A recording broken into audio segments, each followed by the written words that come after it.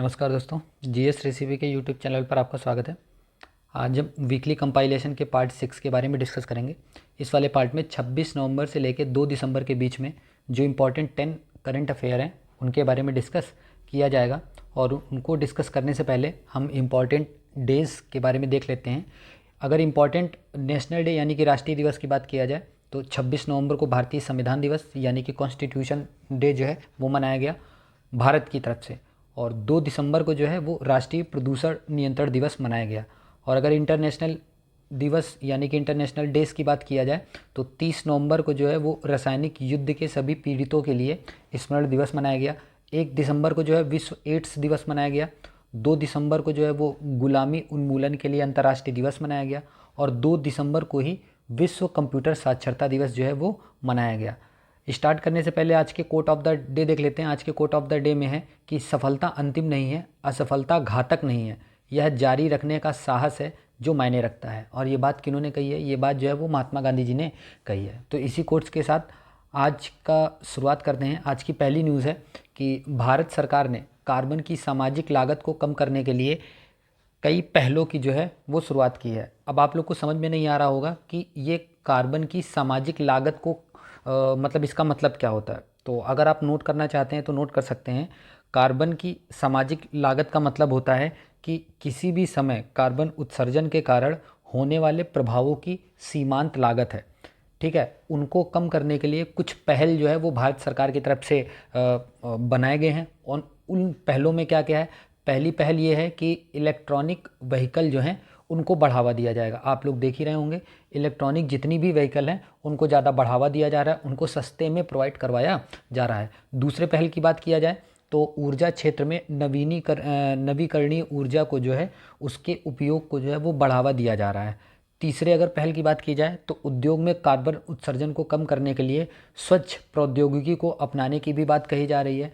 और चौथी पहल में आप जान सकते हैं कि वनों के संरक्षण और पुनर्वनीकरण को बढ़ावा भी दिया जा रहा है। इस तरीके से कुछ पहल की शुरुआत करके भारत सरकार जो है वो कार्बन की सामाजिक लागत को कम करने का जो है वो प्रयास कर रही है। तो आप लोग याद रखिएगा कि भारत सरकार ने कार्बन की सामाजिक लागत को कम करने के लिए कई पहलों की जो है वो शुरुआत करी है। आज के दूसरे न्यूज़ की ओर बढ़ते हैं। दूसरी न्यूज़ क्या है? दूसरी न्यूज़ है कि केंद्र सरकार ने सीएनजी और पीएनजी में सीबीजी के सम्मिश्रण अनिवार्य किए हैं। ठीक है, अब इसमें होगा क्या?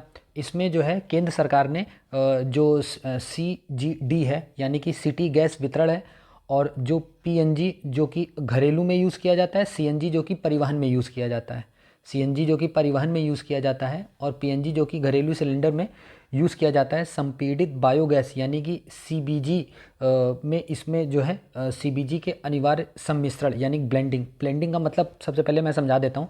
जैसे सपोज़ करो कोई भी एक मटेरियल है, प्राकृतिक कोई भी मटेरियल है, उसमें ना जो भी चीज़ें ज़्यादा खपत हो रही हैं उसमें किसी और चीज़ों को मिक्सअप कर दिया जाए। ठीक है, मिक्सअप करने के बाद इसका जो कार्बन उत्सर्जन हो वो काफ़ी कम मात्रा में हो तो उसे क्या कहा जाता है? उसे ब्लेंडिंग कहा जाता है। और इसमें जस्ट ना सेम यही किया जा रहा है। इसमें जो है सेम यही किया जा रहा है। सीबीजी के सम्मिश्रण जो है केंद्र सरकार ने क्या किए हैं, इसको अनिवार्य कर दिया है। इससे होगा क्या?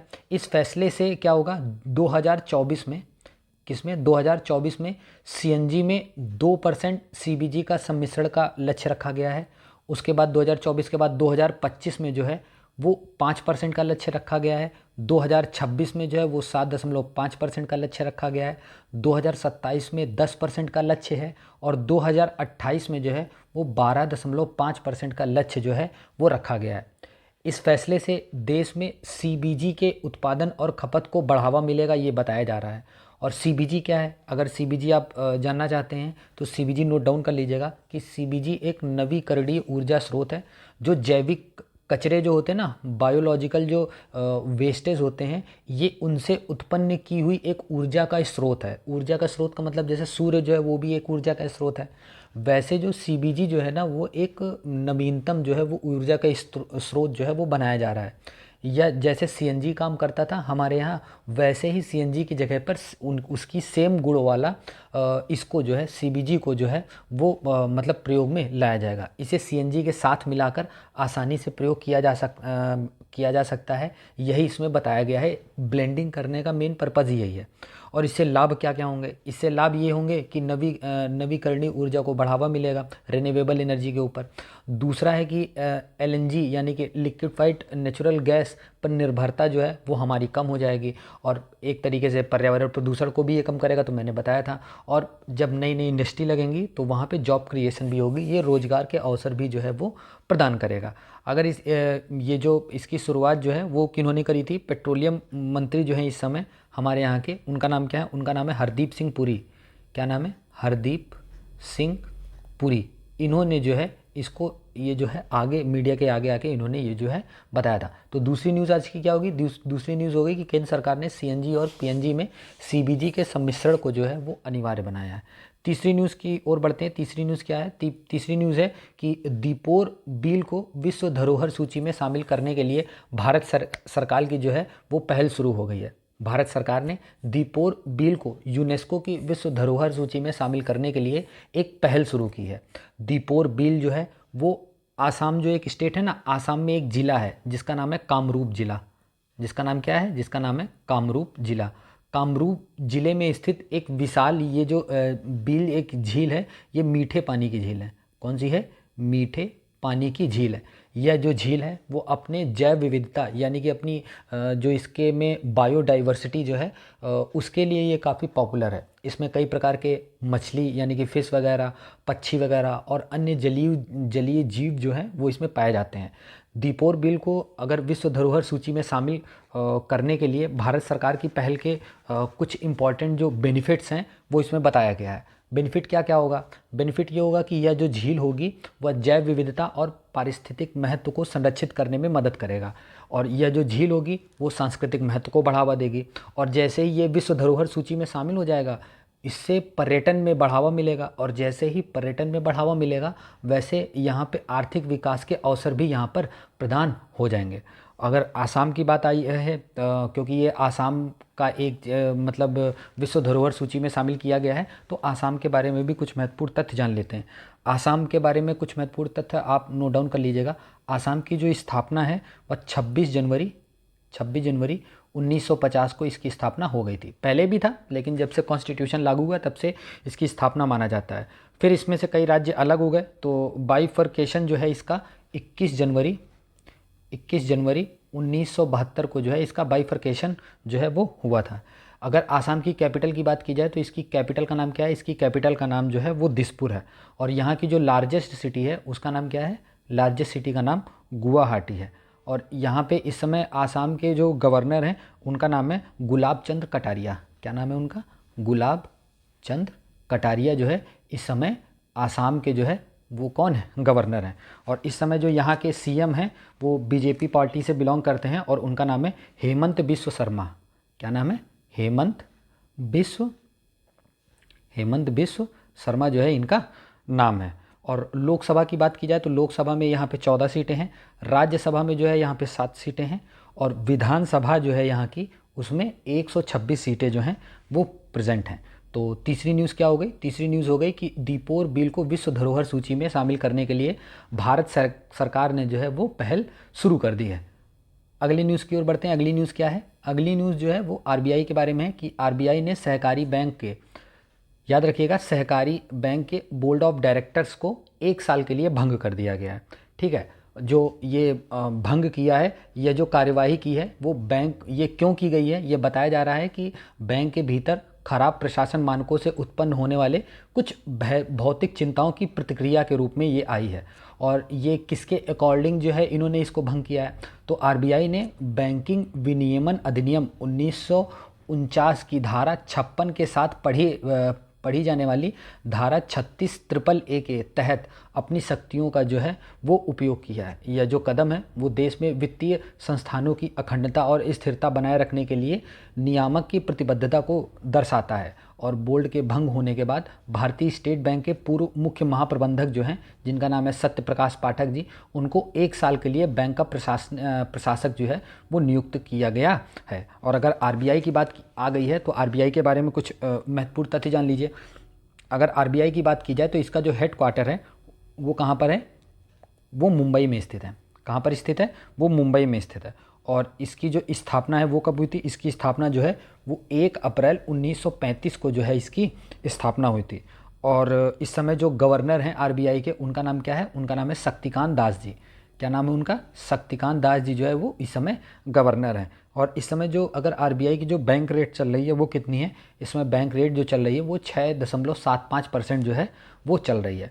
तो चौथी न्यूज़ आपको पता चल गई। चौथी न्यूज़ क्या है कि आरबीआई ने सहकारी बैंक के बोर्ड ऑफ डायरेक्टर्स को 1 साल के लिए भंग कर दिया है। अगली न्यूज़ की ओर बढ़ते हैं। पांचवी न्यूज़ क्या है? पांचवी न्यूज़ बोल रहा है कि सेबी ने एसएसई के विनियामक फ्रेमवर्क को जो है वो आसान बना दिया है। आसान बनाने में किया क्या गया है? आसान बनाने के लिए कुछ परिवर्तन किए गए हैं। परिवर्तन क्या किए गए हैं? पहला परिवर्तन किया गया है कि न्यूनतम इशू साइज़ को घटाकर 5 करोड़ रुपए से 2.5 करोड़ रुपए कर दिया गया है। इससे फ़ायदा क्या होगा? इससे छोटे और मध्यम आकार के एनपीओ को एसएसई यानी कि सोशल स्टॉक एक्सचेंज, इस पे सूचीबद्ध होना अधिक आसान हो जाएगा। दूसरा जो है कुछ परिवर्तनों में दूसरा परिवर्तन क्या किया गया है? दूसरे परिवर्तन में न्यूनतम आवेदन आकार को घटाकर 2 लाख रुपए से 10 लाख रुपए कर दिया गया है। इससे होगा क्या? इससे निवेशकों के लिए एसएसई यानी कि सोशल स्टॉक एक्सचेंज पर निवेश करना अधिक किफ़ायती जो है वो हो जाएगा। तीसरा परिवर्तन क्या किया गया है? तीसरा परिवर्तन में रिटेल निवेशकों के लिए एसएसई पर लिस्टेड एनपीओ के शेयरों को खरीदना अब और आसान हो जाएगा। और एसएससी को एक डिजिटल प्लेटफॉर्म के रूप में डिज़ाइन किया गया है जो रिटेल निवेशकों के लिए उपयोग करना जो है वो आसान हो गया है। तो अगर सेबी की बात यहाँ पे आई है तो सेबी के बारे में कुछ महत्वपूर्ण तथ्य जान लेते हैं। तो सेबी के बारे में आप लोग नोट कर सकते हो, ये वनडे एग्ज़ाम में कभी कभी पूछ लिया जाता है। सेबी की जो स्थापना है वो 12 अप्रैल 1988 को इसकी स्थापना जो है वो हुई थी। और 1992 में ना इसको जो है स्टेशनरी जो है दर्जा जो है वो मिल गया था। ठीक है, इसका जो हेडक्वार्टर है वो मुंबई महाराष्ट्र जो है यहाँ पे इसका हेडक्वार्टर है। और इस समय जो एजेंसी के जो एग्जीक्यूटिव हैं उनका नाम माधवीपुरी बंच है, जो कि इस समय चेयरपर्सन हैं। तो पांचवी न्यूज़ क्या हो गई? पांचवी न्यूज़ हो गई कि सेबी ने एसएसई की विनियामक फ्रेमवर्क को जो है वो बनाया है। आज की छठवीं न्यूज़ की ओर बढ़ते हैं। छठवीं न्यूज़ क्या है कि टीटीसी की बैठक जो है वो नई दिल्ली में ऑर्गेनाइज हुई थी। टीटीसी है क्या? टीटीसी जो है वो भारत और यूरोपीय यूनियन जो है ना, यूरोपीय यूनियन, भारत और यूरोपीय यूनियन व्यापार और प्रौद्योगिकी परिषद की बैठक जो है वो नई दिल्ली में संपन्न हुई है। बैठक की जो सह अध्यक्षता था उसमें भारत के विदेश मंत्री एस जयशंकर साहब, वाणिज्य और उद्योग मंत्री पीयूष गोयल जी और इलेक्ट्रॉनिक्स और सूचना प्रौद्योगिकी मंत्री जो हैं अनीस वैष्णो जी ने जो है इसकी सह अध्यक्षता जो है वो की है। यूरोपीय संघ की ओर से बैठक की जो सह अध्यक्षता है वो यूरोपीय संघ के विदेश मामलों और सुरक्षा नीति के उच्च प्रतिनिधि जो जोसेफ बोरेल जी जो हैं और व्यापार आयुक्त मैंग्रेट वेस्टरगेव जी जो हैं इन्होंने इसकी सह अध्यक्षता की थी। इसमें किया क्या गया है? ये जो बैठक हुई इससे फ़ायदा क्या होगा? इस बैठक में भारत और यूरोपीय यूनियन ने सेमीकंडक्टर के क्षेत्र में सहयोग बढ़ाने के लिए एमओयू साइन जो है वो कर लिया है। एमओयू का मतलब मेमोरेंडम ऑफ अंडरस्टैंडिंग। दूसरा क्या इसमें मतलब बेनिफिट हुआ है? इसमें जो है दोनों पक्षों ने जलवायु परिवर्तन के खिलाफ लड़ाई में सहयोग बढ़ाने के लिए एक दस्तावेज पर हस्ताक्षर जो है वो किए हैं। तीसरा क्या बेनिफिट हुआ है? तीसरे बेनिफिशियरी में भारत और यूरोपीय संघ ने साइबर सुरक्षा के क्षेत्र में सहयोग बढ़ाने के लिए एक दस्तावेज जो है, जो एक डॉक्यूमेंट है उस पर हस्ताक्षर भी किया है। तो ये तीन जो हैं ये चीज़ें जो हैं इस बैठक में जो है वो संपन्न हुई हैं। आज की सातवीं न्यूज़ की ओर बढ़ते हैं। सातवीं न्यूज़ क्या है? सातवीं न्यूज़ है कि राष्ट्रीय कैडेट कोर यानी कि एनसीसी का पूरा नाम नेशनल कैडेट कॉर्प्स, इसकी जो है 75वीं वर्षगांठ जो है वो मनाई गई थी। इस वर्षगांठ के अवसर पर जो हमारे देश के रक्षा मंत्री राजनाथ सिंह जी जो हैं वो मुख्य अतिथि के रूप में यहाँ पर पधारे हुए थे। उन्होंने जो कि एनसीसी के जो कैंडिडेट हैं उन्होंने मार्चिंग, फायरिंग, सैन्य उपकरणों का संचालन और अन्य सैन्य कौशलों का जो है वो इस कार्यक्रम में जो है अपना प्रदर्शन किया है।